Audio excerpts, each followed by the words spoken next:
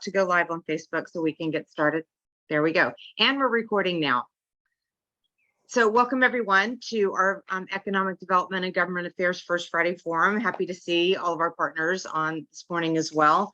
I think they're super interested to hear from our speaker today.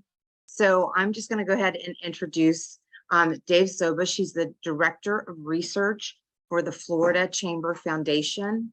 He's a certified economic development director. So Sarah Maxfield can probably talk to him all day long about things. She's our economic development director for the city. And Dave has an interesting background in business intelligence, as well as regional business planning and development. And I was taking a look at your background, and one of the things you really felt strongly about is job creation and economic resiliency through diversification. And that's something that the state of Florida and Palm Beach County has really worked hard to do in recent years. So you were undergrad at University of Florida, I think, like me, and your master's degree is from USF, correct?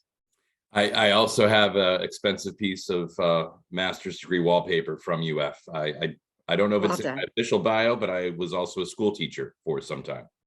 That's awesome, because probably a little bit later today, we're going to be talking about referendum coming up that has to do with school board funding. So we'll be talking about that too. So without further ado, I'm going to hand it over to you, Dave, and we're going to talk a little bit about economic development, but we definitely want to hear about what you do at the Florida Chamber. We're really excited to have you here today. Excellent. Thank you, Stephanie. And thank you everybody for being, here at 9 as opposed to 8 in the morning. I'm going to go ahead and share my screen. I want to make sure, excuse me. I think, gosh, Zoom always gives me a little bit of trouble with this. Are you seeing the full screen version of my deck or just the kind of speaker version? No, I don't see it yet. We just see you.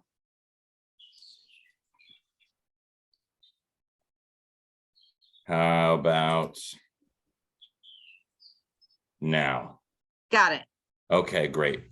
All right, so the hard part's over, and now I get to talk about the work we do at the Florida Chamber with our partners and give a little bit of insight into what's going on in Delray Beach and in Palm Beach County. One of the big things that I do at the Florida Chamber Foundation is to, gosh, why can't I get this to work? All right, it's the Florida scorecard, and we can all see the Florida scorecard. Get a thumbs up. Okay. So the Florida scorecard helps us track Florida's growth, across a variety of measures that align with the Florida Chamber Foundation's 6 pillars.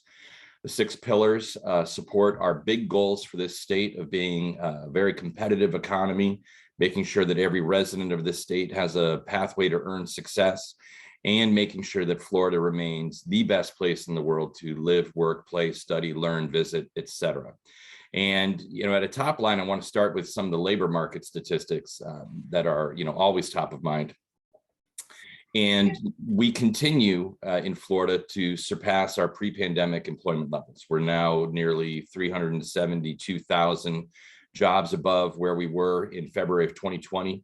And Palm Beach County has contributed a significant portion of that, 13,500 more jobs today than prior to the pandemic.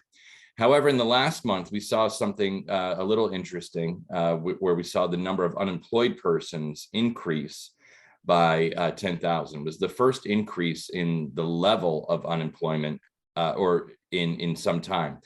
However, because we saw the labor force increase at almost the same rate, our unemployment rate stayed the same at 2.7%. So now currently in the state of Florida, there's less than 300,000 unemployed persons. You're unemployed if you are able to work, willing to work, and are not working. It's not everybody who doesn't have a job. There's some other criteria involved with that.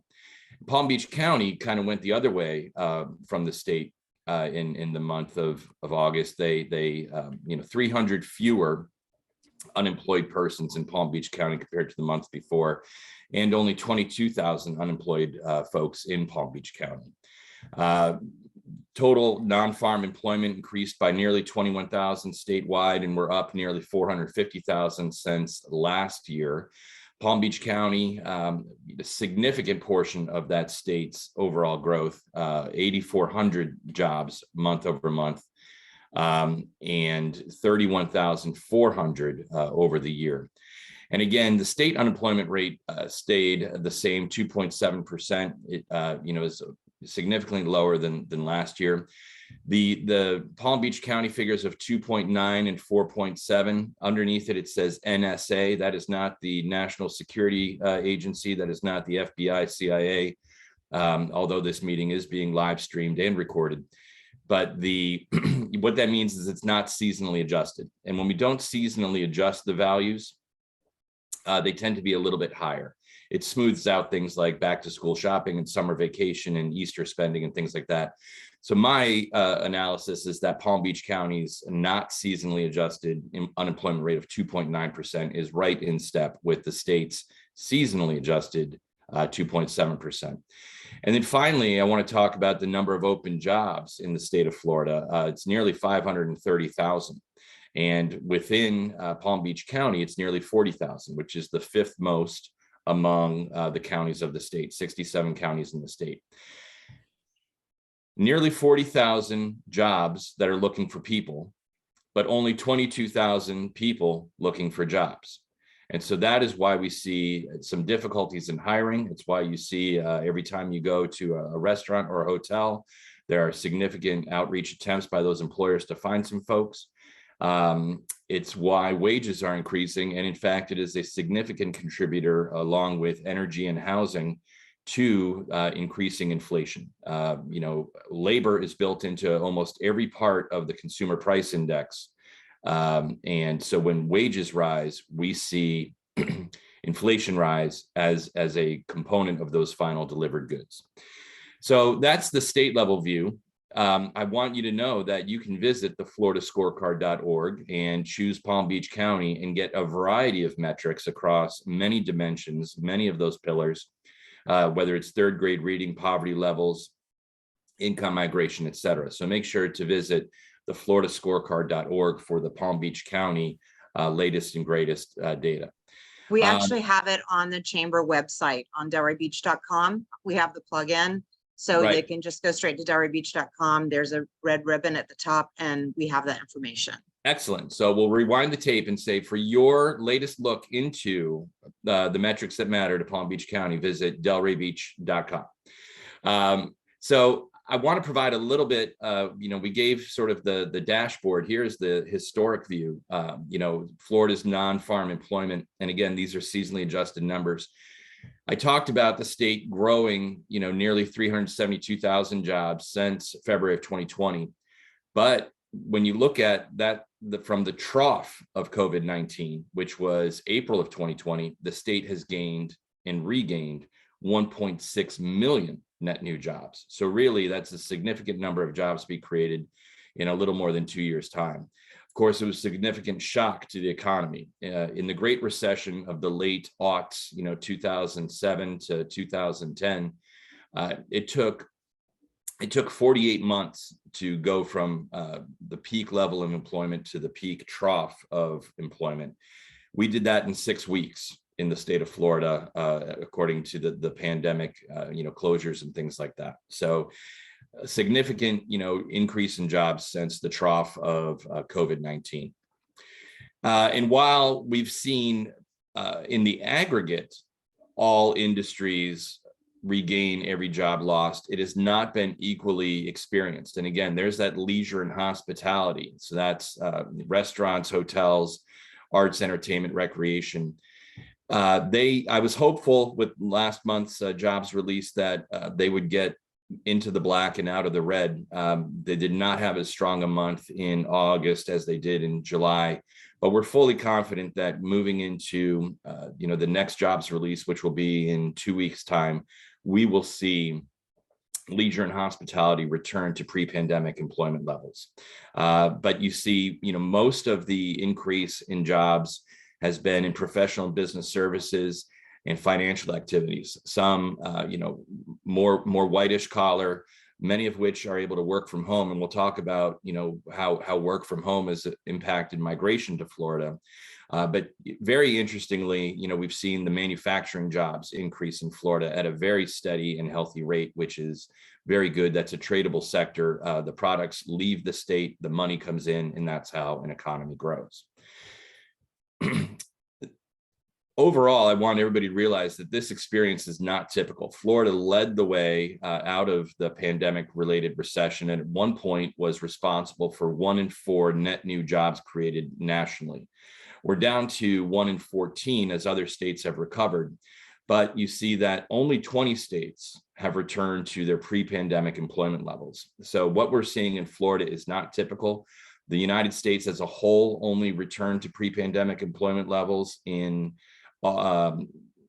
June of this past year, and we see many states that continue to be far behind in terms of their employment levels relative to the pandemic peak. And at 4.1%, I'd say that Florida has had the second largest job growth, only behind Texas at 4.3.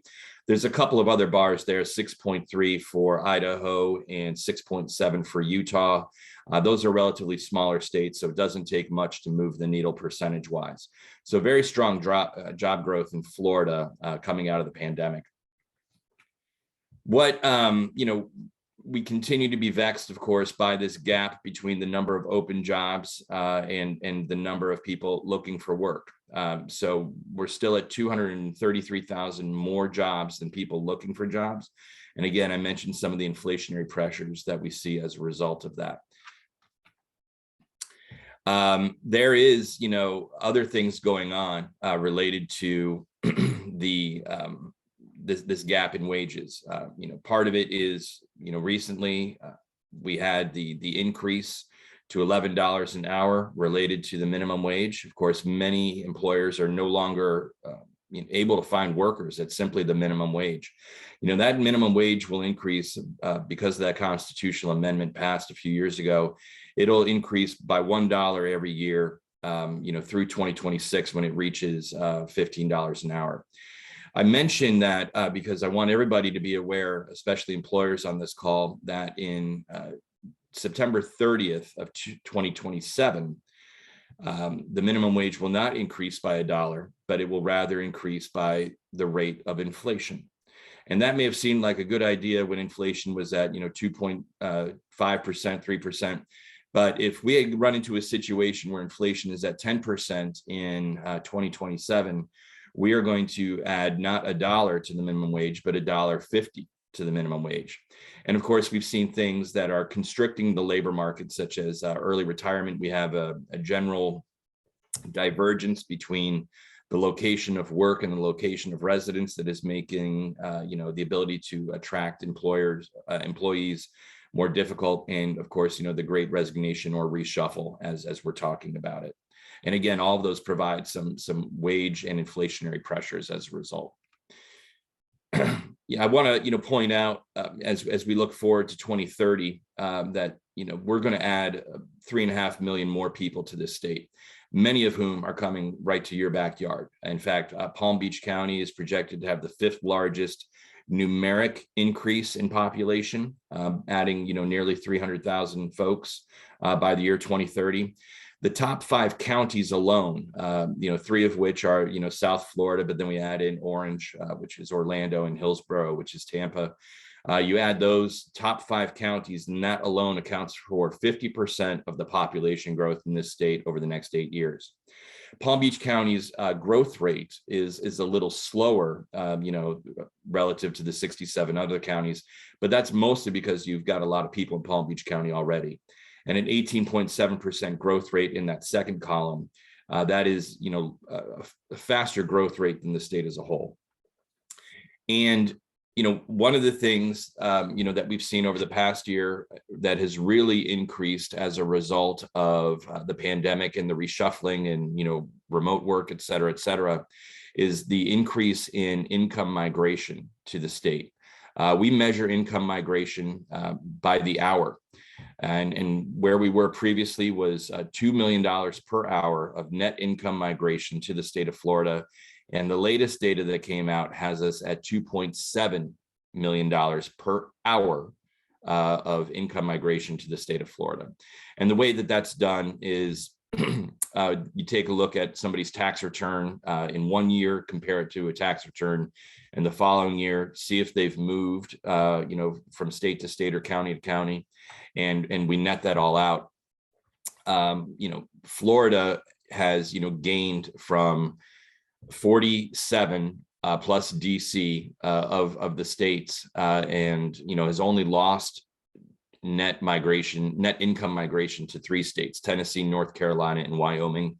I joke that they must have done the analysis during the summer, because if anybody's been in a parking lot in North Carolina in the summer, you would think you were in Florida just looking at the license tags.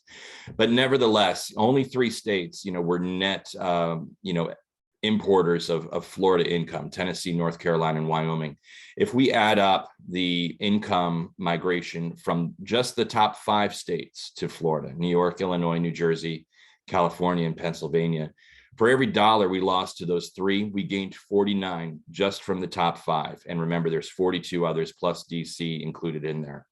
Underneath the graphic tiles there that show the previous and the current income migration per hour, we see New York has lost $2.2 million per hour, California $2 million per hour, Illinois nearly $1 million per hour. Texas was number 2, but this was like a number 2, like somebody finished number 2 to Secretariat in the 73 Belmont. They were very far behind. In Texas, Florida was 3.5 times larger in terms of net income migration in the period examined. And to bring that, a little bit in focus for Palm Beach County, these are the top county inflows to Palm Beach County. One thing that was surprising here, or a little bit different than in years past, is Cook County and DuPage County, which, Cook County is Chicago and DuPage is suburban Chicago. Those were not as highly ranked in previous years as they are in this. Of course, many of the New York metro counties, Suffolk, Westchester, New York, Fairfield, etc., are traditional feeder markets to South Florida and to Palm Beach County. But Hennepin County, which is Minneapolis, Minnesota, has not been a tremendous migration source in years past. So these numbers and these sources being a little different, suggest that the demographics might be changing. We're going to need to take a close look at these inflows in the coming years to see whether or not these were temporary migrations or permanent migrations. Right now, the jury is still, somewhat out, as this data was looking at 2020 tax returns, compared to 2019 tax returns. We'll know more in a couple of months. But as a result of that income migration, we're seeing, a lot of pressure on affordable and even attainable housing within the state. The most recent median sale price for a single family home in the state of Florida was $407,000. And you see in Palm Beach County, it was significantly higher than that at $565,000. Both of those rates are, those median sale prices are up from the previous year.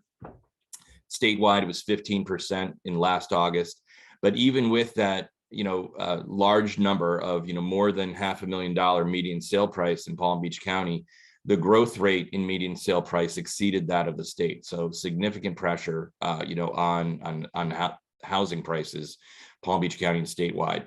Now, that said, we have seen a little softening in recent months related to the housing market. Most notably, in July, the statewide median sales price was $412,000. And in Palm Beach County was $600,000. So we're starting to see a little bit of downward pressure, a little bit of steam being let out of the kettle in terms of the single family housing market.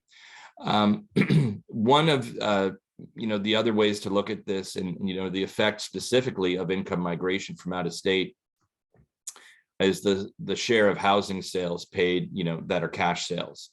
Statewide, we've been between 30 and 33% the last couple of months, which is certainly above, sort of the historic trend. We've had some peaks and valleys before, but Palm Beach County, 41% of homes, single family homes, were all cash sales.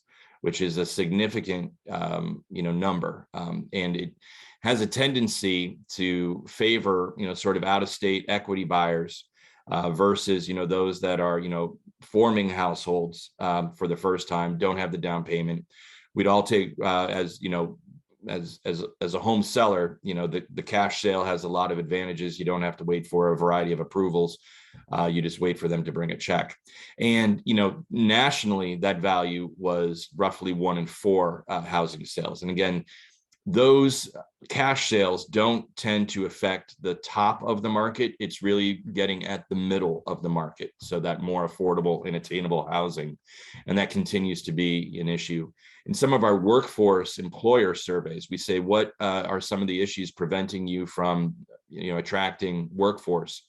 The top 3 are kind of the usual top 3, where we talk about skill availability, the knowledge of whether or not that job or industry exists, et cetera, sort of internal factors, industry factors. But we're seeing affordable housing creep higher and higher on the list of employer challenges in attracting workforce. Despite that, and I do want to finish with some good news, Floridians continue to have a positive outlook on the economy. We've seen our 4th straight month of increase in the consumer sentiment index. The Consumer Sentiment Index models that is done by the University of Michigan nationally. So they ask the same question so we can compare. They take a look at, and they ask, folks, how do you feel are your personal finances? How do you feel about, the state and national finances? Do you think this is a good time to make a major purchase? And we've seen, it decline precipitously from February of 2020, where you see that big drop, underneath the R in Florida.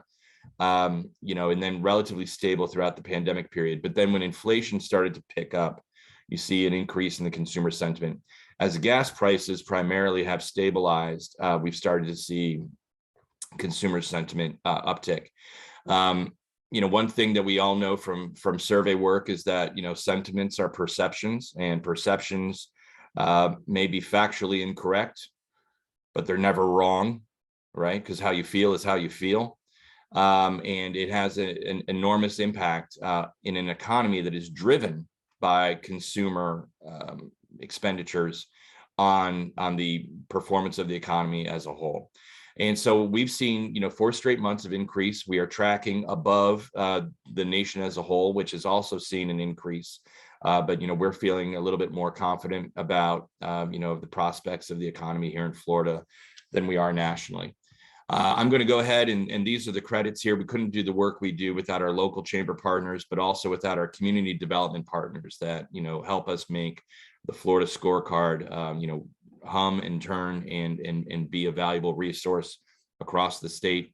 And with that, I thank you very much for your attention, and I'm pleased to answer any questions if there's some time. So thank you so much, Dave. I'm lucky enough to be able to listen to him almost once a month on the Florida Chamber calls that they've been having. We got very integrated with them, especially during the pandemic. And we had so much valuable information coming out of the Florida Chamber, and it's been so useful for us. But I know some people have some questions, but I just wanted you to mention quickly a little bit about the dashboard with respect to grade level reading. I'm sure most people don't realize how important it is to this chamber and to the Florida Chamber and all chambers that education, how important education is. Can you just speak to that quickly? Yeah, absolutely. I'd be pleased to. We track a variety of metrics on related to talent supply and education on the scorecard. One of which that we feel is very important, so important that we've started an initiative around it, is that 3rd grade reading score. Why 3rd grade reading? Well, 3rd grade reading in the traditional curriculum in United States, in the state of Florida, is sort of when you start to shift from teaching children how to read to expecting them to be able to read to learn.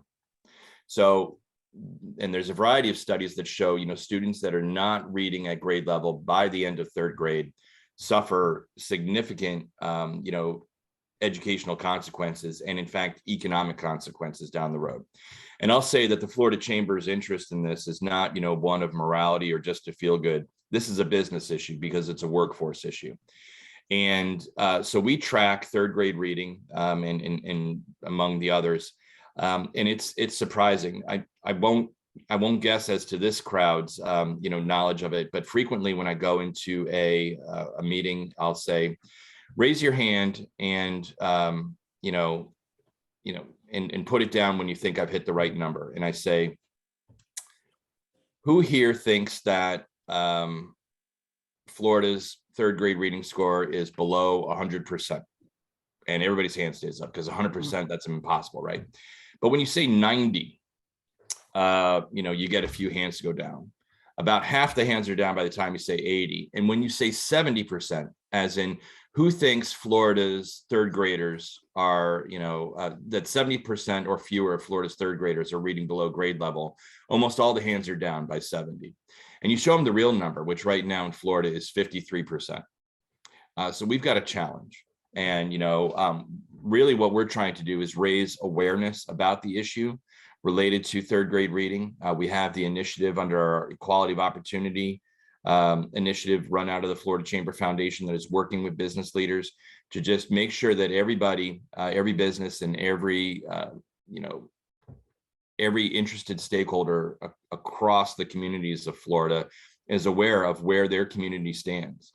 And we dive a little bit deeper. We have the gapmap.com, which shows school by school third grade reading scores. So it's an important issue, and it's one that is, again, there's a morality, there's a feel good, but there is significant, economic consequences, if we can't, get this moving in the right direction.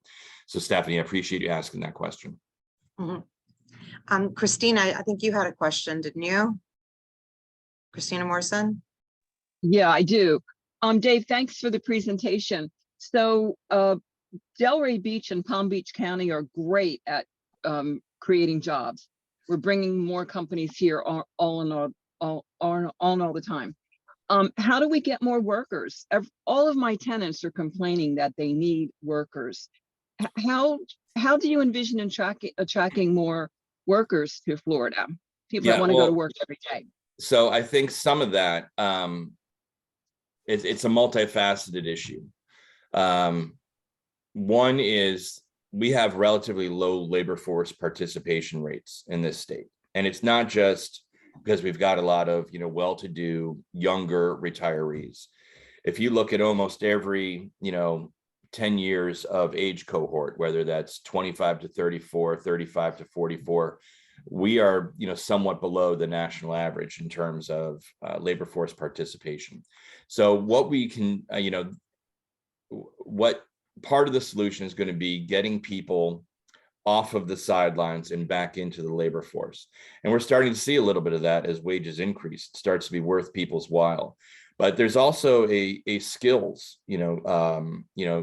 gap, especially among some of our skilled trades, especially among, some of the semi-skilled professions. We're always going to need nurses. We're always going to need, software developers, things like that. Those are almost, you can write them in. It's like in Wheel of Fortune in the final round, they go ahead and they give you RSTLNE because it's always there. So we can always say we're going to need nurses. We're always going to need software developers. But where we see a lot of, need is truck drivers for logistics. We see a lot of need for skilled trades. And part of that is making career awareness more prevalent across our high school and even middle school curriculum.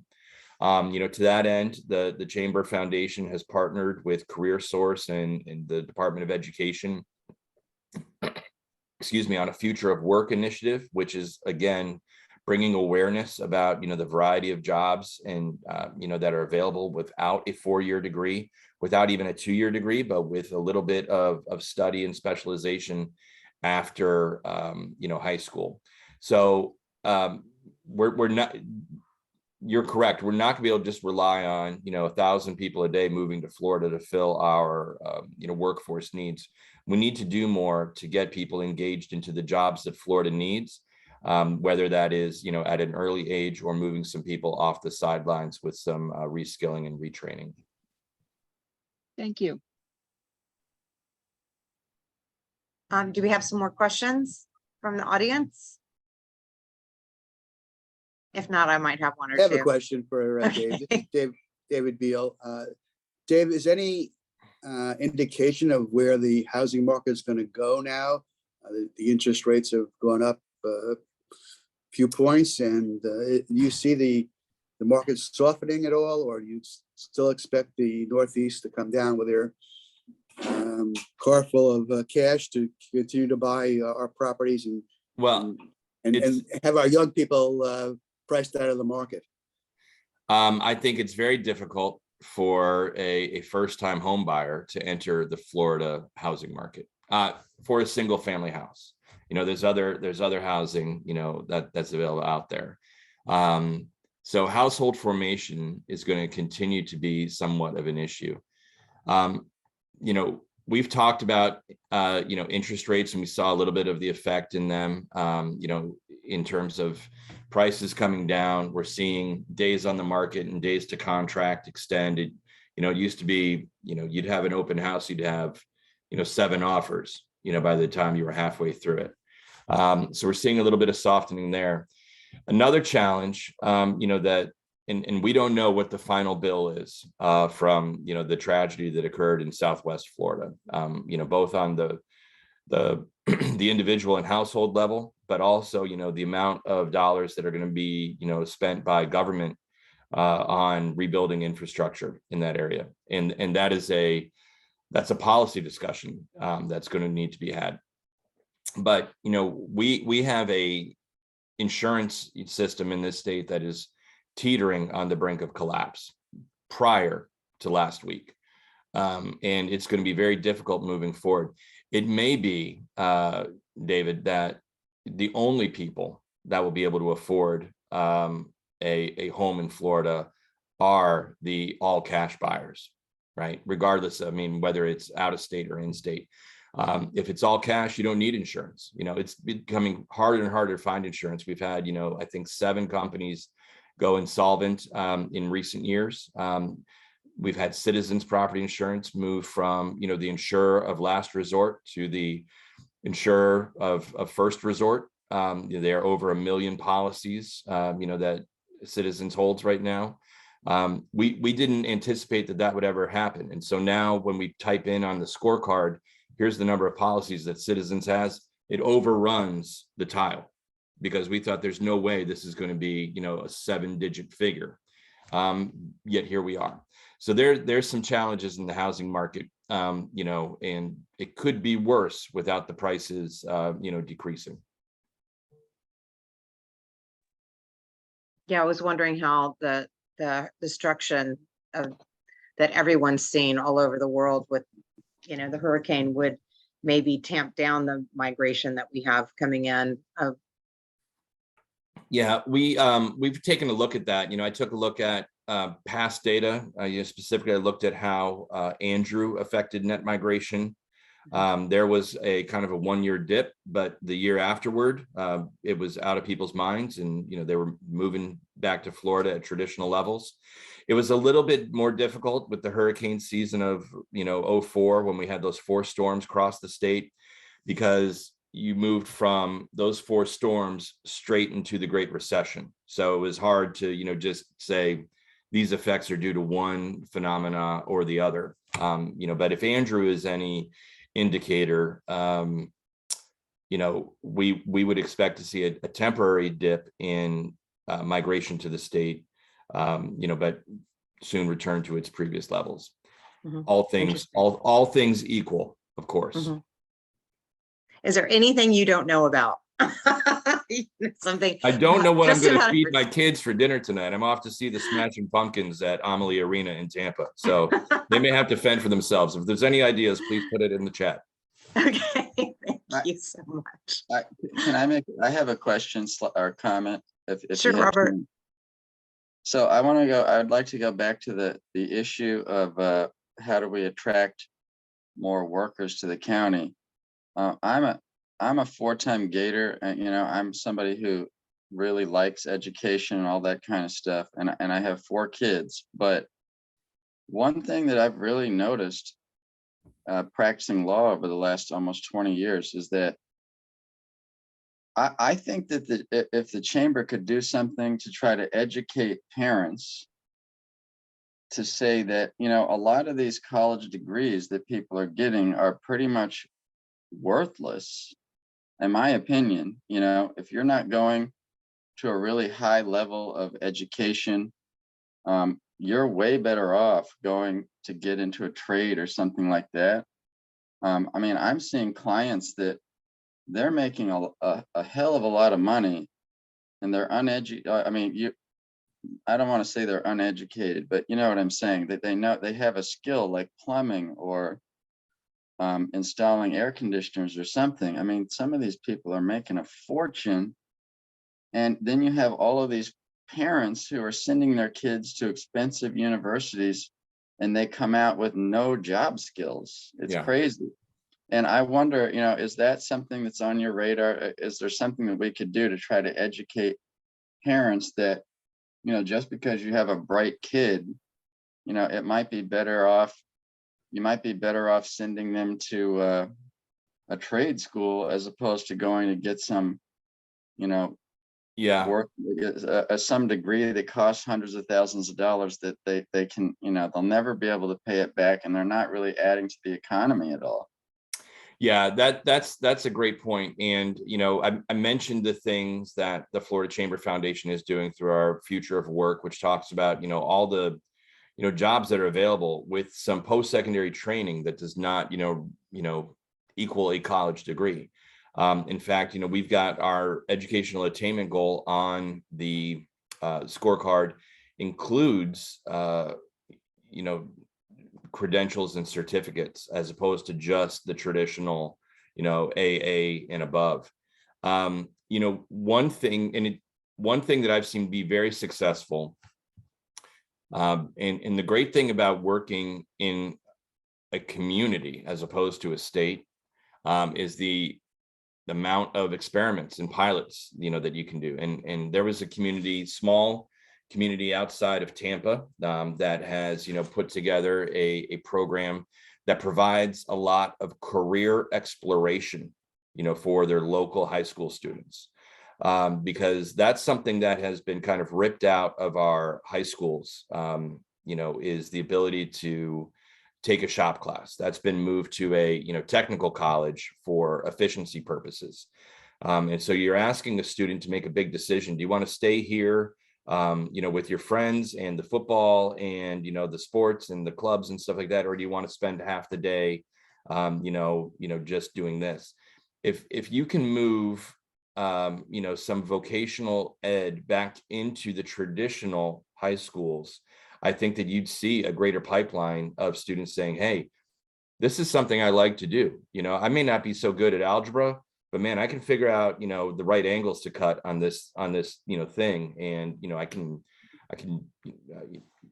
build all those skills that are necessary and lead to other opportunities. So I think the extent to which, you know, your chamber could get involved with, you know, a couple high schools and get some employers involved, bring business to the education system, you know, to help students see that there are some jobs locally, you know, that you can get, you know, almost right out of high school, maybe with a little bit of training, that, you know, have very prosperous and lucrative careers. So, you know, we at the chamber, we can do at the Chamber Foundation, we can do a great job of putting together, you know, some, you know, sexy looking videos and say, hey, look at this guy, you know, he's got his, you know, boat and his, you know, house, and oh, by the way, he's got no debt. But, you know, helping a student see that in action, a young person see that, you know, in real life. That's something I think, you know, local chambers could you know, at least try and see if it has any, you know, traction to it. Yeah, and I want to make a more subtle point, which is, you know, in our county specifically, because we are a county that has a pretty high net worth compared to other places. So we've got a lot of these, I would use the word like bourgeois parents, basically, who, it's really an ego thing. I mean, they have very, very intelligent children and they're pushing them into, you know, they put them in really expensive private schools and they want You know, it's a prestige thing for them to go off to Harvard or whatever. But believe me, I know plenty of kids that went to Harvard and they're totally useless. I mean, in the job market. The point that the point that I'm trying to make here is, I think there could be some outreach to try to get at those parents who otherwise would be, it's more of an ego thing. They're never going to allow their intelligent son to go to you know, a tech school or something, even though that kid could probably go there and then start a business that, you know, would make a lot more money. It's more of a mind shift change. And I'm talking about upper echelon, getting at those upper echelon people and getting their kids to do trades. Yeah. And So as Al, opposed to, sorry, go ahead. as opposed to an outreach to the lower echelon, you know? oh yeah, I mean, I think it runs across the entire spectrum, you know, of households. And you know, the videos and the future of work, you know, initiative that we have, you know, underway, we include parents as an audience for the messages that we have, right? Because that's an equal part of it. You know, if you asked 100 adults who thinks every kid needs to go to college, nobody would raise their hand. Who thinks their kid needs to go to college? You'd probably see 90 hands go up. Right. Exactly. That's exactly what I'm saying. Yeah. Well, Al just put a really interesting comment in the chat. He's got a 26-year-old with a college degree that's searching for a job and having a tough go, but he also has a 20-year-old that came in auto tech and he'll earn 6 figures next year. Right. And he's got no debt. He's 20 and he's making 6 figures and he's killing it. So I think that word will get out really quickly. We need to get that guy in front of a camera at the Chamber Foundation. That's something that's something we talk about around the dinner table at least twice a week. I mean, it's a huge topic in our family, and I just can't believe that more people don't see that there's huge opportunities for these kids. You know, you just have to be reasonably intelligent and show up to work and get some minor, you know, some training with no debt, and you could make way more than 80% of college graduates. It's crazy. Yeah. Yeah. Well said. Thank you. Anything else? Does anyone else have a question for Dave? We're keeping him long today, but he's super interesting to talk to. Dave, Yeah. if you don't mind, I'd like to respond really quickly to Robert's suggestion that the chamber get involved a little bit. With the hiring of our new education coordinator, we actually transitioned that role a little bit to better fit some of what our needs are. As you all know, economic development in the city of Delray Beach, I'm a department of one, but economic development encompasses many, many different pieces and touches so many different things. And workforce development, of course, is key in importance there. So when we were looking at Janet's role as she was getting ready to retire, we changed it a little bit. So it's education coordinator and workforce development as well. So I'm going to be working closely with her. I have all of these kind of workforce development local initiatives that I'd like to execute, but I have not been able to just because of capacity issues. So, Chamber definitely has been involved in those conversations with us, Robert, and really what we're focusing on is connecting those dots and doing exactly what Dave suggested, which is helping to get businesses involved. It can be very challenging. We're a community of small businesses, so typically, the leaders of each business are working in their business every day, so it's hard for them. We really have to make it easy and help them connect the dots with those students. But really, our core hope is to show those pathways a little bit better to those local businesses that don't need necessarily college educated, but need trained and what we call soft skills, the showing up every day, showing up with a good attitude, all of those things that we want to see in our workers. So we are working towards that. It won't be tomorrow, but we're hoping to really put those pathways in place. And that is the goal.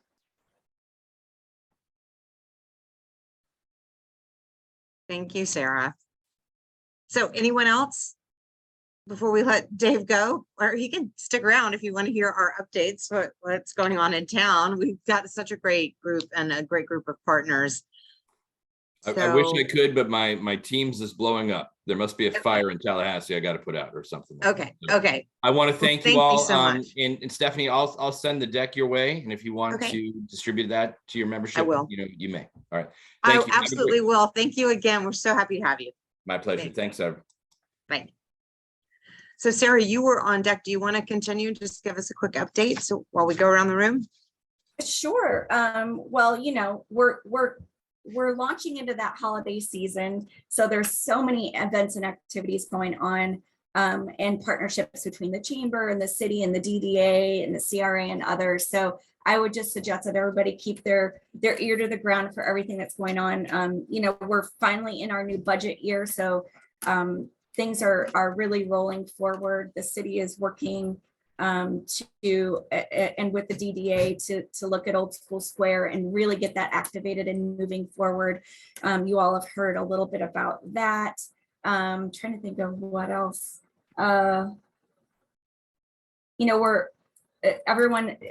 Question on everyone's mind tends to be golf course, and as you all know, I'm managing that effort. So we're in the cone of silence period. We expect submissions due November 9th.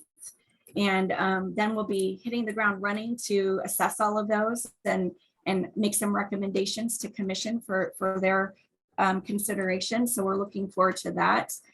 Long time coming, 10-year start and stops. And so I'm really hopeful that we find a really good submission that, hits all the high points and all the needs and wants of the city and without having to give up too much. So we're looking forward to that as well. Other than that, I'm just happy Friday, everybody. It's a gorgeous day. It's not too hot, so I'm excited. I know. Thank you. So, David, do you want to take over or shall I just keep going? Okay, Mavis, we've got Mavis. You want to give an update from the DDA? Sure. And as Sarah said, it's a beautiful day, so it's going to be a beautiful evening. And I encourage everybody to come out for art and jazz this evening on the Ave. We have 14 galleries that are participating. And Wait. Is it First Friday Art Walk, you mean? yeah. Did I Not say- art and jazz. Oh, sorry. First Friday Art Walk. Okay, I just want to Okay. be sure. No. Yeah, I'm sorry. I've got notes written here and they're all over the place. So First Friday, exactly. So we have 14 galleries involved and 5 different musical venues, and that's going to be spread all around town. So it's going to be a beautiful evening, and I invite everyone to come out. But art and jazz is actually the 26th. And again, we will go back beachside as we started last year. And if you guys attended throughout the course of the season, with each one, they got bigger and better. So we're going to kick off really strong this year, beachside. And that's leading into a big weekend on the Avenue with Halloween and trick or treat going on. So if there are businesses on this Zoom that perhaps don't attend any of the merchant meetings or aren't aware about trick or treat, how can you not be? It's such a big event. So just have the candy ready. If you've got a door that anybody walking down Atlantic Avenue passes by or can walk up to, have lots of candy for that. We do have our DDA board meeting will be this Tuesday. Generally, it's on the second Monday of the month, but with the holiday weekend, we did push it back until Tuesday. Probably the biggest topic on our agenda will be looking at a proposed ordinance for medical marijuana treatment centers around in the downtown area. So if you have any thoughts or feelings on that, I encourage you to either come to the meeting or send your questions over to the DDA so that they can be on record and we can get everyone's thoughts and feelings, since this is pertaining to our downtown, and we need to hear how everyone thinks and what you feel. Aside from that, we are geared up. We've seen car carriers. It looks like people are starting to come back, and we're excited about that. I think it's going to be a good season. And I think that's all I have for you. Great. Thank you. Thanks, Mavis. Sorry, my And- mute was on, Stephanie. So let's go to Kent Edwards, who was on the very first person on the call, I think. So he's been waiting the longest.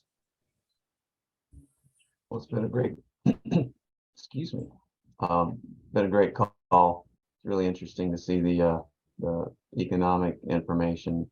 As far as training and job connection, y'all probably heard me say this beforehand, but from the biology and environmental science standpoint, one of the things that I think would be really helpful is to work with educators, and I am going to reach out to Palm Beach State College, Van Williams there.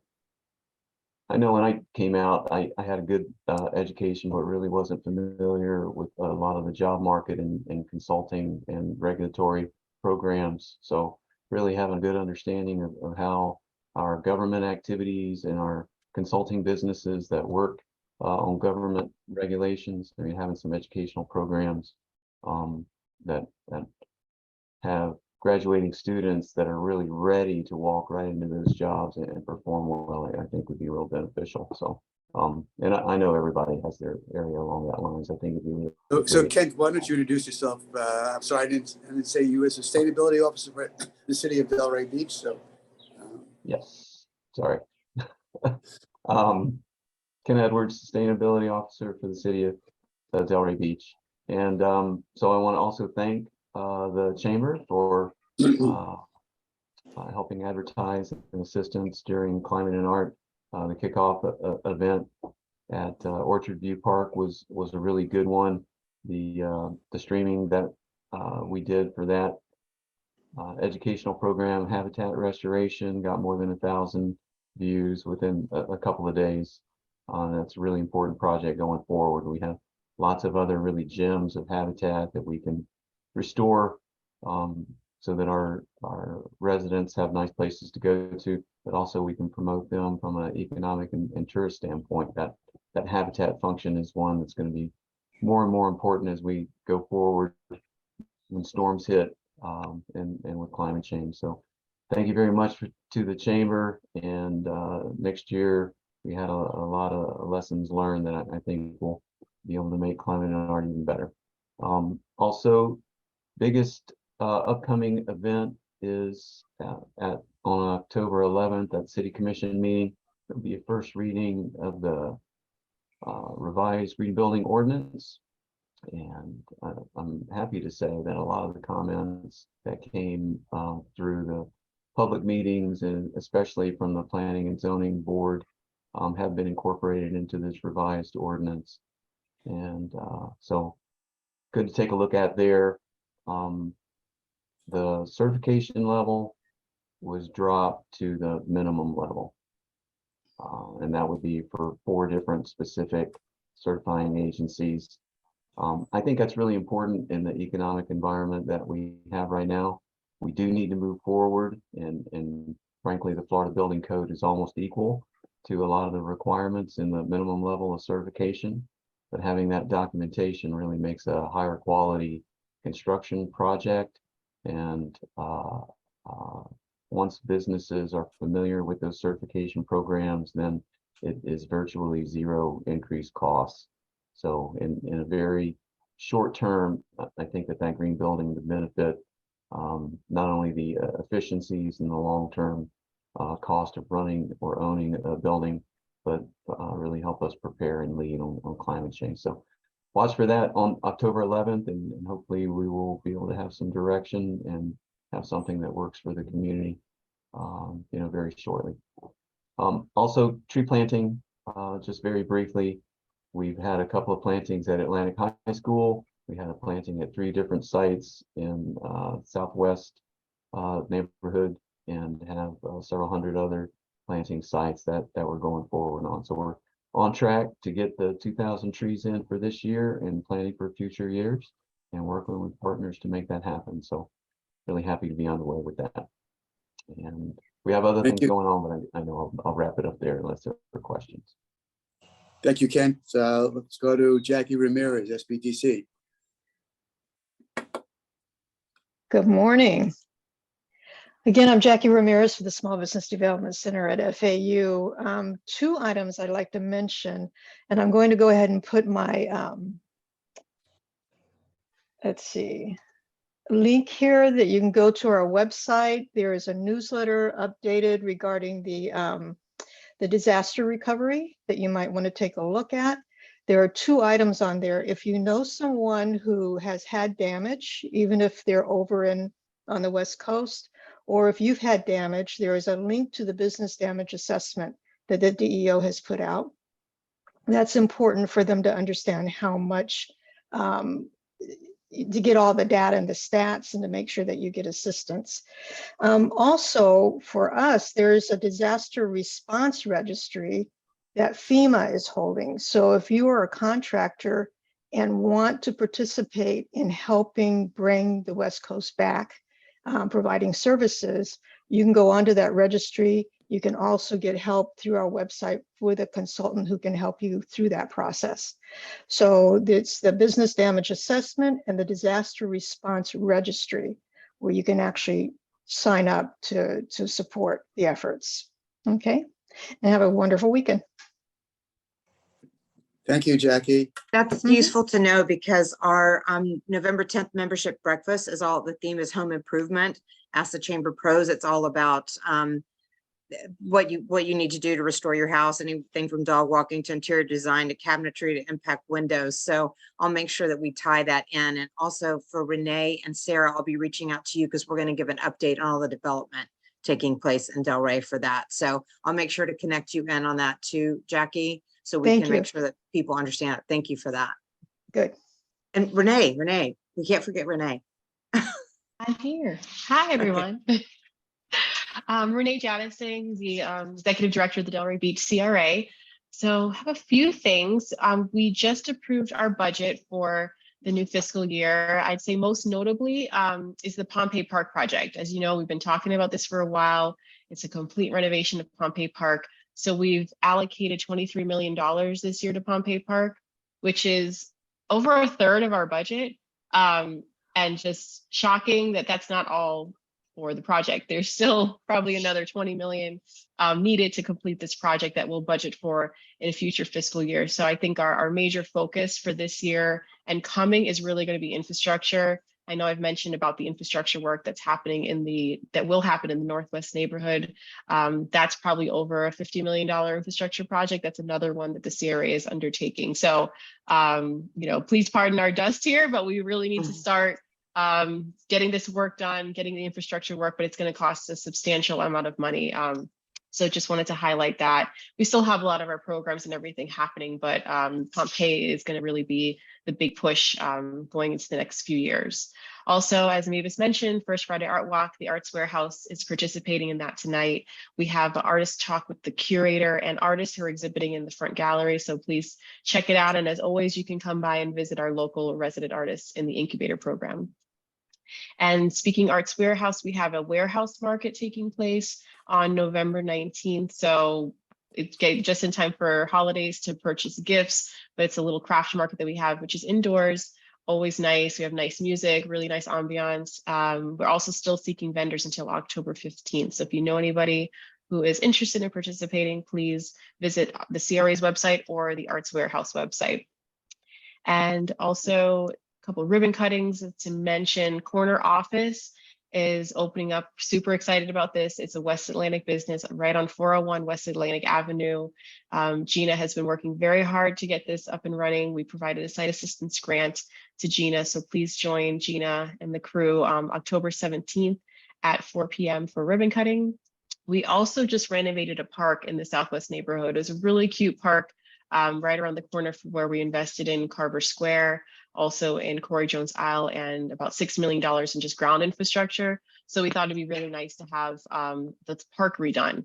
And we were able to seek grant funds from the Solid Waste Authority to help us with this project. So it's finally finished. That's going to be October 22nd at 11 a.m.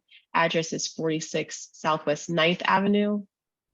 Also on October 22nd is the opening of the Green Market. So please join us for that in the Old School Square.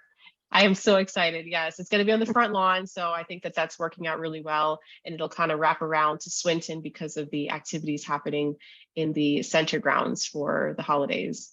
And lastly, Craft on the Ave, that's our craft market at Libby Wesley Plaza, is happening on November 5th. So please join us for everything. I'll drop in flyers in the chat so you can see it, and you can always visit our website for more information. That's it. Thank you. I think that's So- it, Stephanie. Yeah, so I'm just going to wrap up. Don't forget, it's Do Good Delray month. So you can go to delraybeach.com. I think it's /Do Good Delray and see all the amazing fundraisers that are coming up. There's something almost every day of the week. We're excited about that. November 3rd is our We Are Delray big fundraising event at Seagate Country Club. And again, like I mentioned, the membership breakfast, November 10th is going to be super interesting. We're going to hear from a lot of our businesses that can help you out in terms of renovating your house and other things. So thank you, everybody. I think that's it. And we'll see you next month. We're going to be hearing in depth from the DDA about what's going on, what they've got going on and coming up with this fiscal year. Thanks, Have a great week, everybody. everybody. Thank you Okay. very much. Thanks. Bye. Bye-bye. Have a good weekend.